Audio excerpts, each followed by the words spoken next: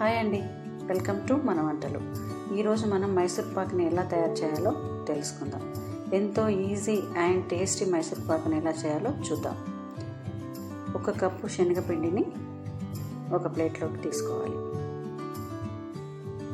దీన్ని ఉండలు లేకుండా బాగా కలుపుకోవాలి. ఉండలు ఎక్కడ కూడా ఉండకుండా పిండినంతా కూడా సాఫ్ట్గా చేసుకోవాలి.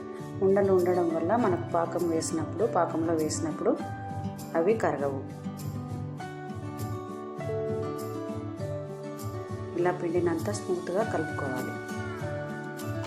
ఇప్పుడు స్టవ్ పైన ఒక మందపాటి గిన్నెను పెట్టుకోవాలి. దాంట్లో ఇప్పుడు మనం శనగపిండి తీసుకున్న కప్పుతోనే 2 కప్పుల షుగర్ని తీసుకోవాలి.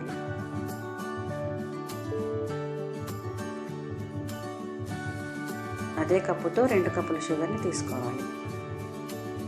సరైన కొలతలతో చేసుకుంటేనే ఈ మైసూర్ పాకు పర్ఫెక్ట్గా వస్తుంది. 1/2 కప్పు వాటర్ని యాడ్ చేసుకోవాలి.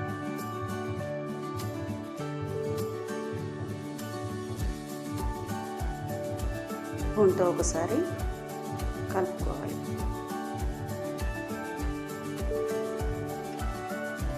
శనగపిండి తీసుకున్న కప్పుతోనే మనం అన్నిటిని కూడా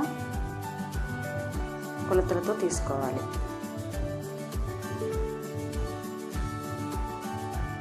షుగర్ అంతా కరిగిపోయేలాగా ఒకసారి స్పూన్తో కలుపుకోవాలి.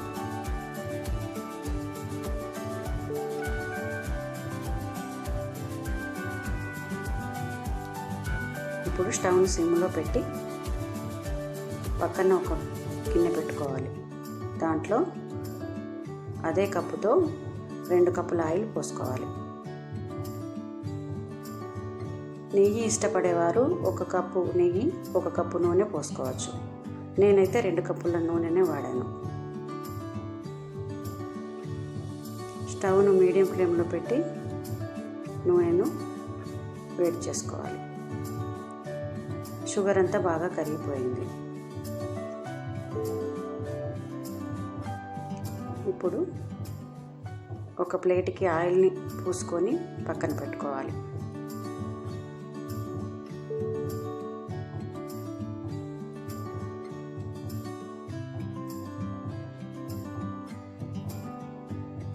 ఇప్పుడు షుగర్ పాకంలో కొంచెం ఇలాచీ పౌడర్ని వేసుకోవాలి. వేసుకొని ఒకసారి బాగా కలపాలి. పాకము ముదురు పాకం రానవసరం లేదండి. ఇలా చేత్తో మనం వేళ్ళతో అన్నప్పుడు తీగ పాకం వస్తే సరిపోతుంది. మరీ గట్టి పాకం అయితే కూడా మైసూర్ పాకులు గట్టిగా వస్తాయి. శనగపిండినంతా కూడా ఈ పాకంలో వేసుకొని బాగా కలుపుకోవాలి. ఉండలు లేకుండా ఈ పిండినంతా కూడా బాగా కలుపుకోవాలి.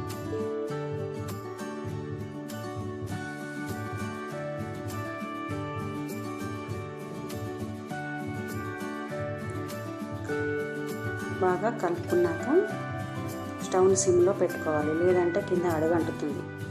ఇలా మైసూర్ పాకుని చేసేటప్పుడు స్పూన్తో ఎప్పుడూ కలుపుతూనే ఉండాలి, లేదంటే కింద అడుగంటి మాడిపోతుంది. ఇలా ఒక 5 నిమిషాలు లో ఫ్లేమ్లో పెట్టుకొని శనగపిండినంతా కూడా కుక్ చేసుకోవాలి. శనగపిండి 5 నిమిషాల తర్వాత కలర్ మారుతుంది.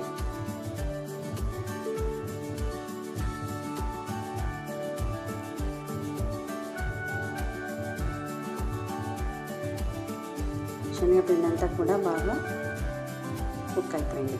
ఇప్పుడు పక్కన పెట్టుకున్న ఆయిల్ని ఒక గరిటెతో ఒక్కొక్క స్పూన్ వేసుకుంటూ కలుపుకోవాలి. ఆయిల్ వేస్తున్నంతసేపు ఆయిల్ బాగా వేడిగా ఉండాలి, మరిగే అంత వేడిగా ఉండాలి, లేదంటే మైసూర్ పాక్ పర్ఫెక్ట్గా రాదు. స్టవ్ ఆన్లోనే పెట్టుకోవాలి. మరుగుతున్న ఆయిల్ని ఒక్కొక్క స్పూన్ వేసుకుంటూ కలుపుకోవాలి.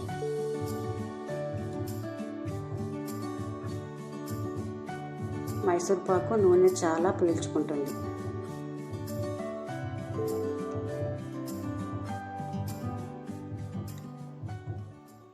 స్పూన్తో తిప్పుతూనే ఉండాలి. ఆయిల్ ఎంత వేడిగా ఉంటే అంత బాగా వస్తుంది మైసూర్పాకు.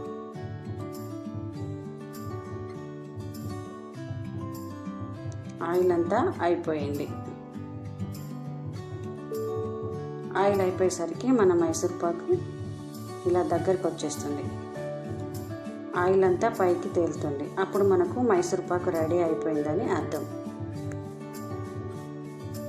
దీన్నంతా మనము ఆయిల్ రాసి పెట్టుకున్న ప్లేట్లోకి వేసుకోవాలి.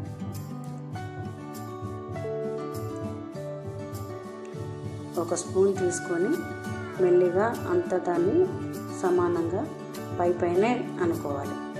గట్టిగా స్పూన్ని ప్రెస్ చేయడం వల్ల లోపల ఉన్న గుళ్ళ అంతా పోయి మైసూర్పాకు అంతా సాఫ్ట్గా అయిపోతుంది. పైన ఇలా ప్రెస్ చేసుకోవాలి.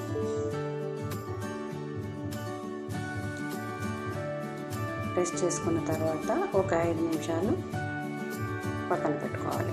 5 నిమిషాలు చల్లారిన తర్వాత చాకుతో పైన ఇలా ఘాట్లు పెట్టుకోవాలి.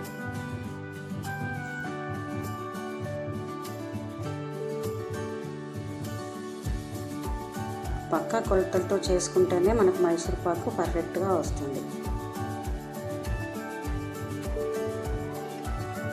ఇలా ఘాట్లు పెట్టుకొని 30 నుంచి 40 నిమిషాల వరకు ఈ మైసూర్పాకుని పక్కన పెట్టండి. అంతేనండి, ఎంతో రుచికరమైన మైసూర్పాకు మనం ఇంట్లోనే చాలా ఈజీగా తయారు చేసుకోవచ్చు. చూడండి ఎంత గుల్లగా వచ్చిందో. అంతేనండి, బయట షాపులలో దొరికేలాగా మన మైసూర్పాకు ఇంట్లోనే ఈజీగా రెడీ అయిపోయింది. ఈ వీడియో కనుక మీకు నచ్చినట్లయితే మా ఛానల్ని సబ్స్క్రైబ్ చేసుకోండి. Thank you for watching.